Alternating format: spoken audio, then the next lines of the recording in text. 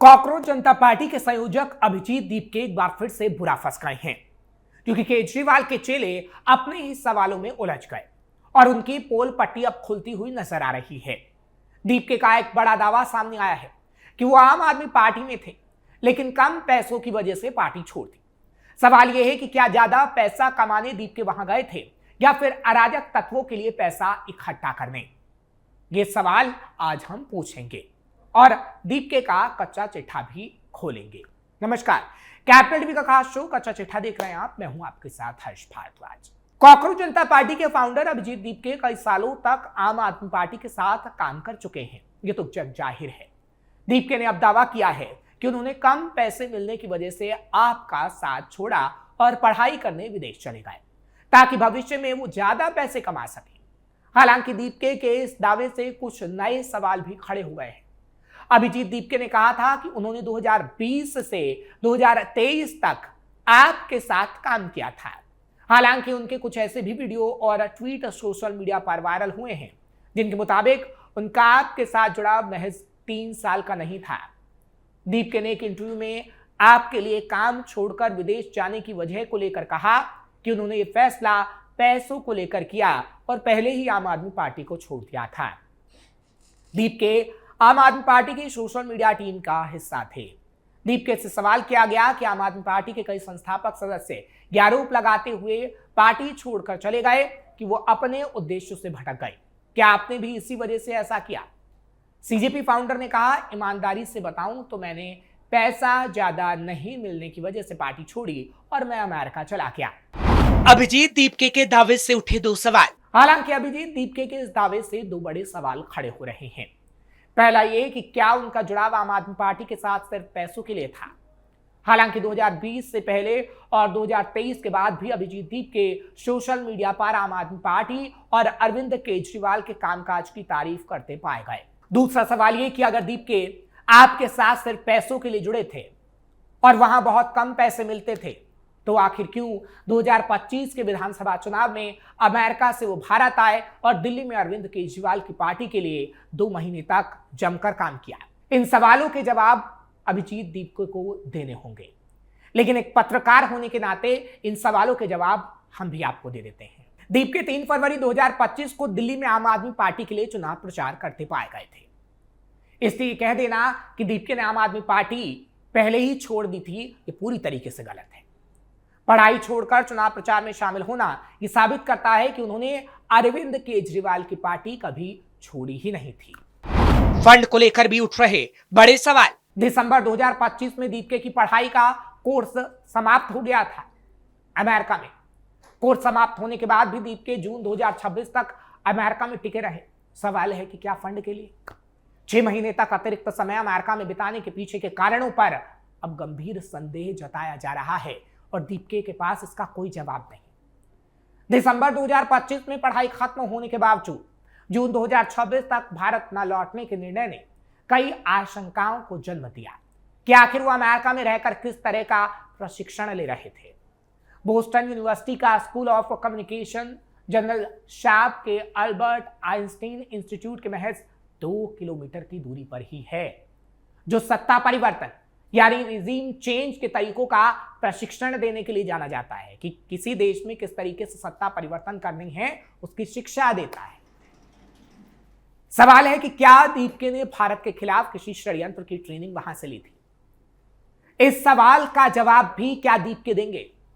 जवाब है शायद कभी नहीं, लेकिन सवाल तो दीपके से पूछे जाएंगे, जिसका जवाब आज नहीं तो कल अभिजीत दीपके को देना ही होगा। सवाल इसलिए भी क्योंकि दीपके के प्रवास के दौरान वहां जॉन डोनोवन भी पढ़ा रही थी, जो सोशल मीडिया के जरिए राजनीतिक अभियानों और सत्ता परिवर्तन के तरीकों की विशेषज्ञ मानी जाती है। सवाल यह है कि दीपके आखिर वहां क्या कर रहे थे, क्योंकि विवादित पुस्तक मीम वॉर्स की लेखिका से उनका संबंध भारत विरोधी टूलकिट साजिशों की तरफ इशारा करता है कि क्या भारत विरोधी साजिश करने वाले लोगों के साथ अभिजीत दीपके रह रहे थे और उनसे मुलाकात कर रहे थे। फर्जीवाड़े और साजिश का बेनकाब होता चेहरा। अभिजीत दीपके के दावों और उनकी गतिविधियों का विश्लेषण करने पर यह स्पष्ट हो जाता है कि जेनजी लीडर का मुखौटा पहनकर वो देश के युवाओं को गुमराह कर रहे थे।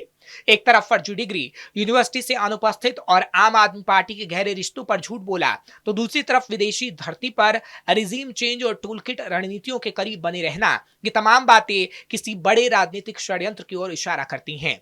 खुद को निष्पक्ष और युवाओं का प्रतिनिधि बताने वाले दीपके का सच अब जनता के सामने आ चुका है और उनका ये दोहरा चरित्र पूरी तरह बेनकाब हो गया।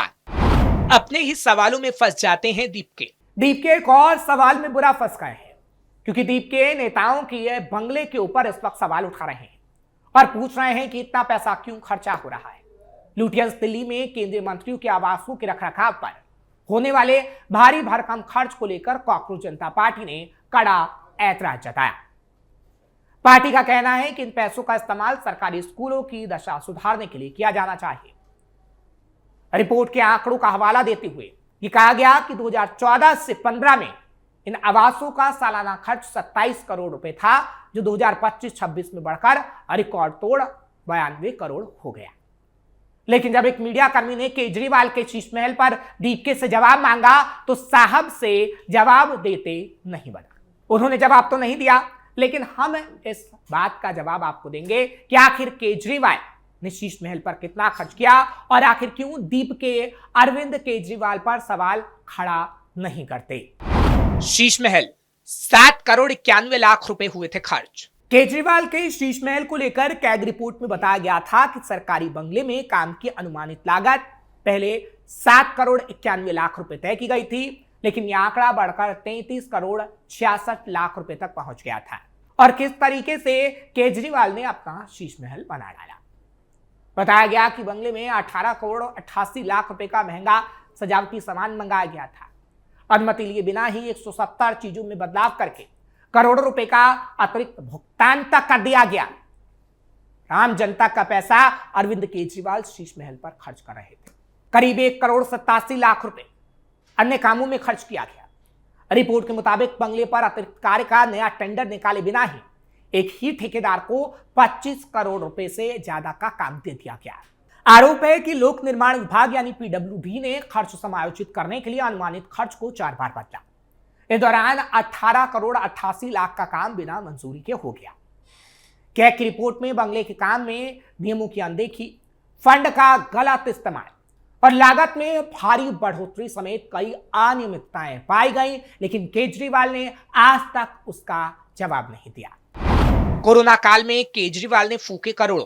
कोरोना काल में दिल्ली के लोग जब ऑक्सीजन की कमी से मर रहे थे, तब केजरीवाल दिल्ली की जनता के करोड़ों रुपए अपने शीश महल पर लगा रहे थे। लेकिन जब दीपके से इस बात को लेकर सवाल किया गया तो इस सवाल का जवाब उनकी तरफ से नहीं दिया गया। केजरीवाल ने अपने सरकारी बंगले के सौंदर्यीकरण पर करोड़ों रुपए खर्च किए, यानी बने बनाए बंगले को चमकाने और उसे सुंदर बनाने के लिए इतने रुपए केजरीवाल ने फूंक डाले थे। बंगले में 8 लाख रुपए तक का पर्दा लगाया गया। सभी पर्दों पर कुल 1 करोड़ रुपए तक खर्चा किया गया। 23 पर्दों का ऑर्डर दिया गया था, जिनमें कुछ लगे कुछ नहीं लगे। जो मार्बल लगा वो वियतनाम तक से मंगाया गया। सुपीरियर क्लास के डियोर पर्ल मार्बल की कीमत 1 करोड़ 15 लाख रुपए बताई गई थी और ये हम नहीं, ये कैग रिपोर्ट कहती है। लेकिन जब ये तमाम रिपोर्ट के बारे में अभिजीत दीपके से पूछा जाता है तो इस सवाल का जवाब वो नहीं देते। लेकिन सत्ता पक्ष में बैठे मंत्रियों के बंगले को लेकर वो सवाल खड़े करते हैं कि बंगले पर इतना पैसा खर्च हुआ तो आखिर सरकारी स्कूलों पर क्यों नहीं लगाया जाता, क्योंकि दीपके अरविंद केजरीवाल के चेले हैं और इन सवालों का जवाब उनसे देते नहीं बनेगा। बीजेपी ने लगाए थे बड़े आरोप। हालांकि उस वक्त रामवीर सिंह बिधूड़ी ने कहा था कि जब लोग कोरोना से पीड़ित थे, उनके लिए बेड और ऑक्सीजन की व्यवस्था नहीं हो पा रही थी, उस वक्त केजरीवाल ने अपने सरकारी बंगले पर काफी धनराशि खर्च कर दी। हरीश खुराना ने भी केजरीवाल के इस्तीफे की मांग उस वक्त की थी जब वो दिल्ली के मालिक थे। साथ ही साथ घोटालों की पोल भी बीजेपी खोलती रही, लेकिन केजरीवाल उससे साफ इनकार करते रहे और ये बताते रहे कि वो कट्टर ईमानदार हैं। लेकिन जब पोल खुली तो पता लगा कि कट्टर ईमानदार नहीं, वो तो बेईमान निकले और फिर आम जनता ने उनको सत्ता की कुर्सी से बेदखल कर दिया। केजरीवाल का दोहरा मापदंड तो देखिए, जब अपनी बारी आई तो करोड़ों बंगले खर्च कर दिए थे और केजरीवाल से आज तक शीश महल पर सवालों के जवाब मांगे जाते हैं, लेकिन केजरीवाल उस सवाल का जवाब नहीं दे पाते। लेकिन केजरीवाल को इन सवालों का जवाब देना होगा और अभिजीत दीपके को भी जिन सवालों को आज हम कच्चा चिट्ठा में पूछ रहे हैं। हालांकि इतना नहीं, केजरीवाल ने अपनी गाड़ियों पर भी दिल्ली की जनता की गाढ़ी कमाई को पूरी तरीके से फूंक दिया था, पानी की तरह पैसा बहाया और अभिजीत दीपके भी वही करना चाहते हैं, क्योंकि अभिजीत दीपके से जब फंड को लेकर सवाल किया जाता है तो उस सवाल का जवाब दीपके नहीं देते। और तो और एक निजी चैनल को इंटरव्यू जब सौरभ दास की तरफ से दिया जाता है और उनसे फंड को लेकर सवाल किया जाता है तो वो गोल मोल बातों को घुमा देते हैं, लेकिन सवालों का जवाब नहीं दे पाते। ऐसे में सवाल तो उठेंगे ही कि क्या जैसा गुरु है वैसा ही चेला निकल रहा है, क्योंकि अपने ही सवालों में फंसता हुआ दीपके नजर आ रहा है। तो अरविंद केजरीवाल भी एक समय में अपने ही सवालों में फंसे थे, क्योंकि वो खुद को कट्टर ईमानदार बताते थे और आम आदमी पार्टी बताती थी कि वह आम जनता के साथ खड़ी है, लेकिन ऐसा कुछ भी दिल्ली में ना हो सका और पोल खुली तो हाय तौबा मची और अरविंद केजरीवाल को सत्ता से बेदखल कर दिया गया। और अभिजीत दीपके भी इसी तरीके से आम जनता की बातें करते हुए नजर आता है, लेकिन अब धीरे धीरे उसकी पोल खुलती जा रही है, जिसके बाद अभिजीत दीपके का जब कच्चा चिट्ठा खुला तो ये सवाल उठे जो आज हमने उठाए हैं। आपको ये खबर कैसी लगी कमेंट सेक्शन में जरूर बताएं। खबर को लाइक शेयर करें, कैपिटल टीवी को सब्सक्राइब करना मत भूलिएगा।